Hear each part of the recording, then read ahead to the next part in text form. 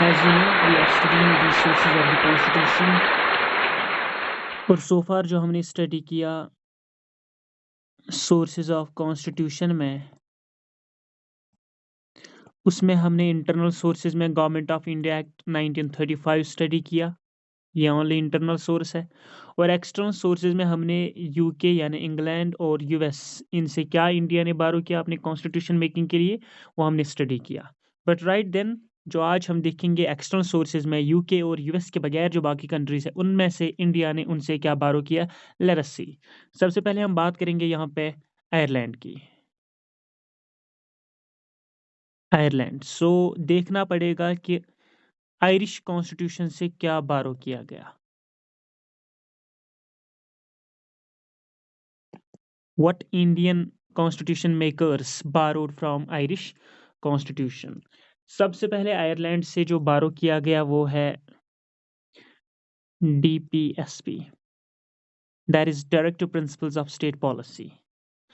और जहाँ तक इन डायरेक्टिव प्रिंसिपल्स की बात है जो इंडियन कॉन्स्टिट्यूशन में है पार्ट 4 आर्टिकल्स 36 से लेके 51, ये है directive principles of state policy जो डायरेक्शंस होती है स्टेट गवर्नमेंट्स को to promote welfare of the people, to promote all round development.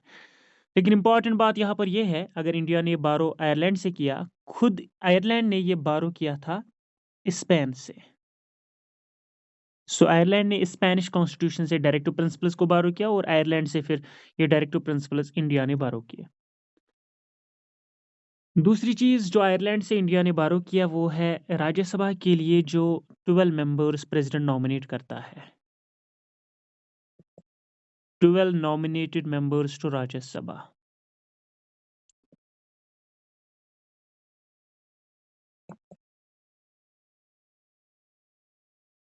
Rajya Sabha के लिए जितने भी मेंबर्स को आप नॉमिनेट करते हो, तो इंडिया में 12 मेंबर्स को नॉमिनेट किया जाता है प्रेसिडेंट के through. Nomination of members to the upper house, nomination of members to the Rajya Sabha, ये भी इंडिया ने आयरलैंड से बारो किया। और उसके साथ साथ जो इनडायरेक्ट इलेक्शन है प्रेसिडेंट का, जब प्रेसिडेंट के लिए इलेक्शन यहाँ पे होते हैं उसको हम कहते हैं इनडायरेक्ट इलेक्शन, या डायरेक्टली हम ये कह सकते हैं इलेक्शन मेथड जो है जिससे प्रेसिडेंट को इलेक्ट किया जाता है, method of election for president for, ये वो तीन इंपॉर्टेंट एस्पेक्ट्स है जो बारो किए गए इंडियन कॉन्स्टिट्यूशन मेकर्स के थ्रू। किस कॉन्स्टिट्यूशन से? आयरिश कॉन्स्टिट्यूशन से, आयरलैंड के कॉन्स्टिट्यूशन से। Directive principles of state policy, nomination of members to upper house या Rajya Sabha, method of election of president of India, ये तीन चीजें इंडियन कॉन्स्टिट्यूशन मेकर्स ने आयरिश कॉन्स्टिट्यूशन यानी आयरलैंड से बारो किए। उसके बाद कनाडा की बात करते हैं। कैनेडियन कॉन्स्टिट्यूशन,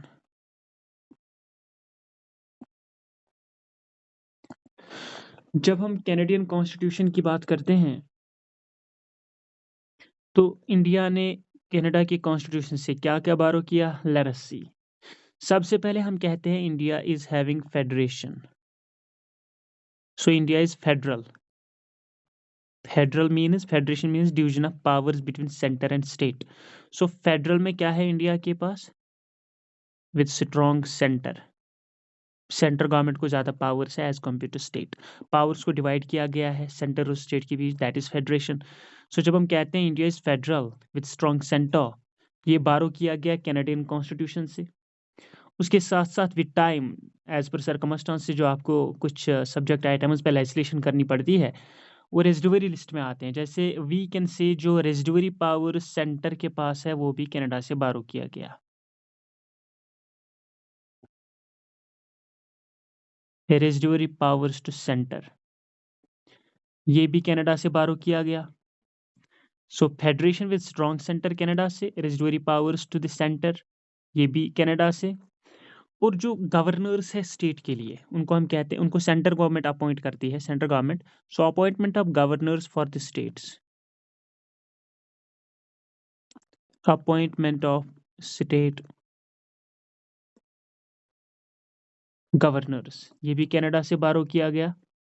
उसके साथ साथ सुप्रीम कोर्ट को जो पावर है, जिसमें वो एडवाइज करता है प्रेसिडेंट को, सो सुप्रीम कोर्ट एडवाइज करता है प्रेसिडेंट को, that is advisory power of supreme court, वो भी कनाडा से बारो किया गया। Advisory power of supreme court, ये भी कनाडा से बारो किया गया। सो कनाडा से federation with strong centre, residuary powers to the centre, appointment of state governors और advisory powers of supreme court, ये कनाडा से बारो किए गए। उसके बाद हम बात करेंगे ऑस्ट्रेलियन कॉन्स्टिट्यूशन से।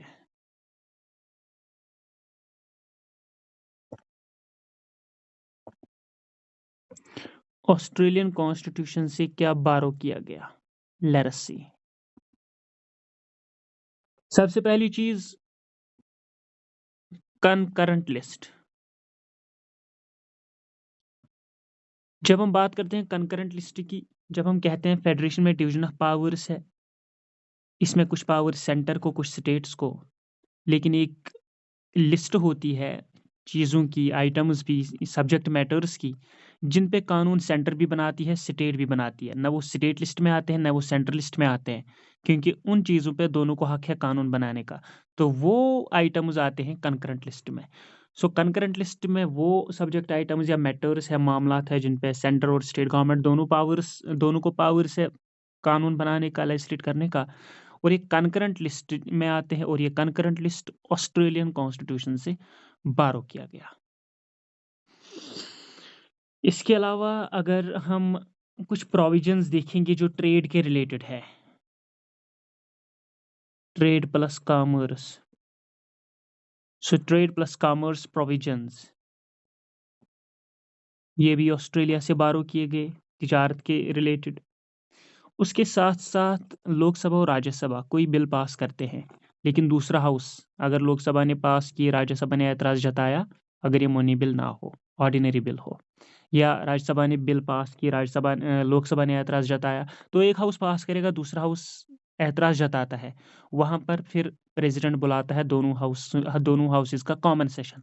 उसको हम कहते हैं ज्वाइंट सेशन या joint sitting of two house of parliament, वो भी ऑस्ट्रेलिया से बारो की।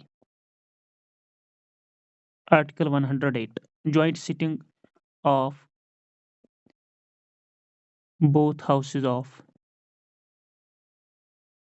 पार्लियामेंट, ये आर्टिकल 108 में आती है कि एक हाउस बिल पास करता है, दूसरा हाउस नहीं करता है, वो ऐतराज जताता है, तो वहां पर वो मनी बिल नहीं होती है, वो होती है ऑर्डिनरी बिल। उस टाइम एक हाउस अगर ऐतराज जताए, तो फिर प्रेसिडेंट उस बिल को पास कराने के लिए दोनों हाउसेस की कॉमन मीटिंग बुलाता है, जिसको बोला जाता है ज्वाइंट सिटिंग अंडर आर्टिकल 108।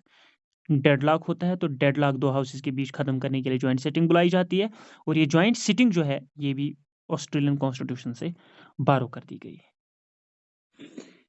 इसके अलावा ऑस्ट्रेलियन कॉन्स्टिट्यूशन से जो इम्पॉर्टेंट एक और चीज़ है, वो है प्रियम्बल, जो कि अमेरिका से बारो किया गया, लेकिन उसकी जो लैंग्वेज है वो ऑस्ट्रेलिया से है। सो लैंग्वेज ऑफ प्रियम्बल,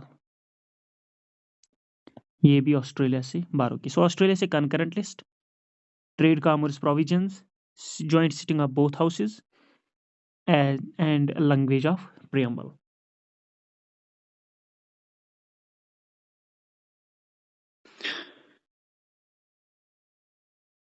उसके बाद इसमें बाकी कंट्रीज आती है, लाइक सोवियत यूनियन, जिसको हम यूएसएसआर भी कहते हैं, लेट अस सी।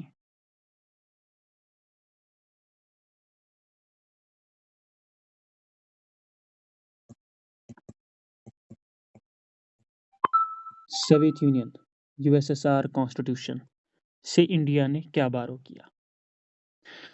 सोवियत कॉन्स्टिट्यूशन से इंडिया ने जो बारो किया वो है फंडामेंटल ड्यूटीज।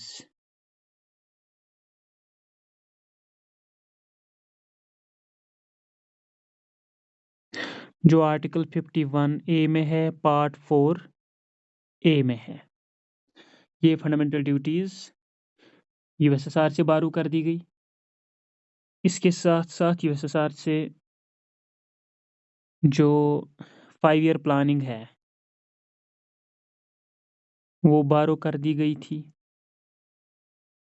उसके साथ साथ जो प्रियम्बल में social, economic and political justice है, यानी प्रियम्बल में जो जस्टिस है, whether that is social, economic और पॉलिटिकल, ये 3 चीज़ें यूएसएसआर कॉन्स्टिट्यूशन से बारो की गई।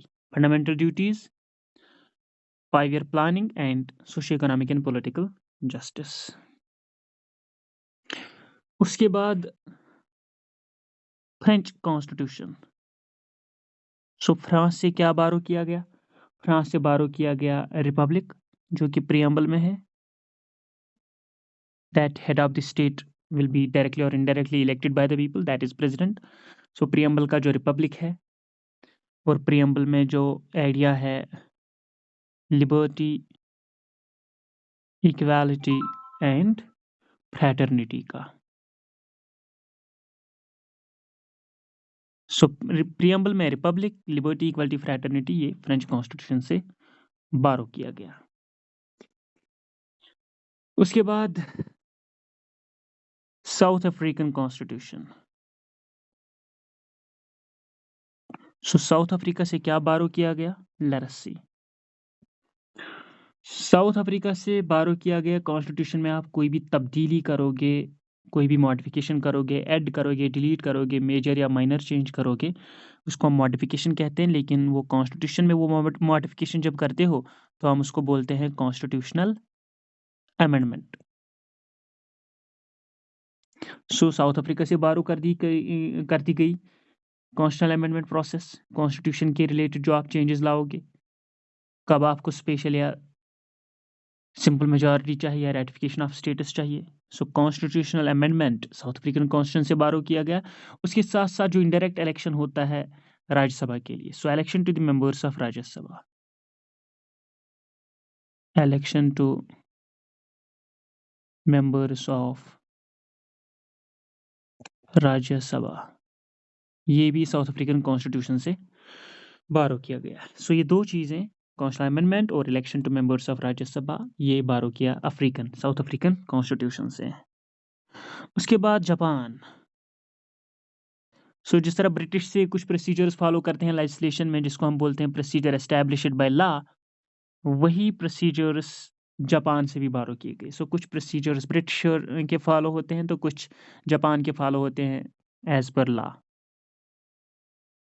सो प्रोसीजर एस्टैब्लिश्ड बाय लॉ। उसके बाद आखिरी जो कंट्री है वो है Germany.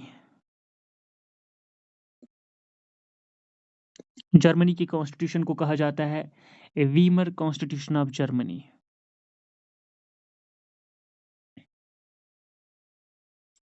Weimar constitution of Germany. वहां से क्या बारो किया इंडिया ने? लेट अस सी। फंडामेंटल राइट सस्पेंड हो जाते हैं इमरजेंसी के दौरान। सो सस्पेंशन ऑफ फंडामेंटल राइट्स कब? During emergency. Suspension of fundamental right during emergency. और जो वो नेशनल, कॉन्स्टिट्यूशनल या फाइनेंशियल इमरजेंसी है 352, 356 और 359 आर्टिकल्स में या 360 आर्टिकल्स में, वो भी जो है इमरजेंसी प्रोविजंस, वो भी जर्मनी से बारो किए गए। इमरजेंसी प्रोविजंस भी जर्मनी से बारो कर दिए गए। सो ये वो कंट्रीज है, अमेरिका, इंग्लैंड, या जो आज हमने स्टडी किए, ये वो कंट्रीज है जिनसे इंडिया ने कुछ कॉन्स्टिट्यूशनल फीचर्स बारो किए, मैक्सिमम फीचर्स बारो किए। That is why Indian constitution के 2 सोर्सेज, इंटरनल एक्सटर्नल। इंटरनल में वही गवर्नमेंट ऑफ इंडिया एक्ट 1935 आते हैं, और एक्सटर्नल में ये फॉरेन कॉन्स्टिट्यूशन, फॉरेन कंट्रीज के आते हैं। लिहाजा मोस्टली जो हम क्रिटिक करते हैं, फिर देखते हैं, फिर और कहते हैं इट इज़ वैल्यूमिनस लेंथेस्ट कॉन्स्टिट्यूशन, और ये बारूड कॉन्स्टिट्यूशन है। So it was all about the sources of constitution.